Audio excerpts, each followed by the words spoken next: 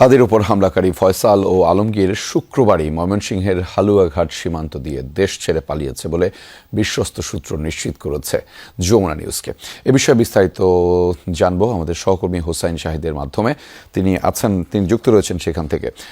শাহিদ, একটু জানতে চাই, সীমান্ত দিয়ে ফয়সাল ও আলমগীরের পালানোর বিষয়ে ঠিক কী তথ্য পেয়েছেন আপনি, এবং যে দুজন মানব পাচারকারী আটক হয়েছে তাদের সংশ্লিষ্টতার বিষয়ে কিছু জানতে পেরেছেন কিনা?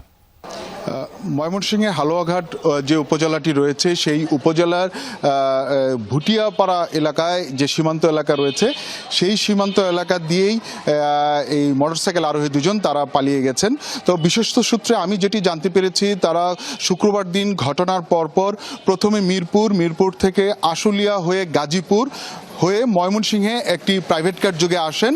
ময়মনসিংহে এসে সেই প্রাইভেট কার পাল্টে ফেলেন অন্য আরেকটি প্রাইভেট কারে। এখান থেকে হালুয়াঘাটের ধারা বাজার যেটি রয়েছে সেই ধারা বাজার পেট্রোল পাম্পের এখানে পৌঁছান এবং সেখান থেকে সেই প্রাইভেট কারটিকে তারা ছেড়ে দেয় এবং সেখানে স্থানীয় একজন ব্যক্তি তাদেরকে মোটরসাইকেলে করে সীমান্ত এলাকায় ভুটিয়াপাড়ায় নিয়ে যায়। যিনি এই মোটরসাইকেল করে তাদের দুইজনকে সীমান্ত এলাকায় নিয়ে গেছেন তিনি এখনো পুলিশের হাতে ধরা পড়েননি। তবে সেই সীমান্ত এলাকায় অবস্থানকারী অন্য যে দুইজন রয়েছেন সেই দুইজনকেই পুলিশ গ্রেফতার করেছে এবং তাদের কাছ থেকে যে তথ্য তারা সংগ্রহ করার চেষ্টা করছে। তো আমি এই বিষয়ে খোঁজ খবর নিয়ে আমার বিশ্বস্ত সূত্রে যে বিষয়টি জানতে পেরেছি যে দুই মোটরসাইকেল আরোহী দুজন রয়েছেন তারা এখন কোথায় অবস্থান করছেন।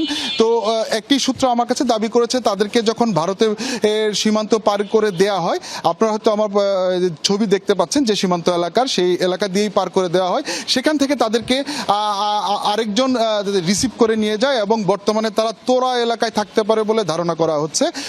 তবে এই যে ময়মনসিংহের যে হালুয়াঘাট ধোবাউড়া সীমান্ত এটি দিয়ে কিন্তু এবারই যে এরকম প্রথম এ ধরনের ঘটনা তা নয়। এর আগে 5ই আগস্টের পরে এই সীমান্ত দিয়ে কিন্তু বেশ অনেকেই ভারতে পাড়ি দিয়েছেন এবং সেখানে গেছেন। তো এখানে বেশ কিছু এলাকা রয়েছে যেটি অরক্ষিত এবং ভারতের কিছু সড়ক রয়েছে যেটি বাংলাদেশের ভিতরে প্রবেশ করে আবার ভারতে প্রবেশ করে। তো এই জায়গাগুলো এখনো কিন্তু নিরাপত্তা ঝুঁকিতেই রয়ে গেছে।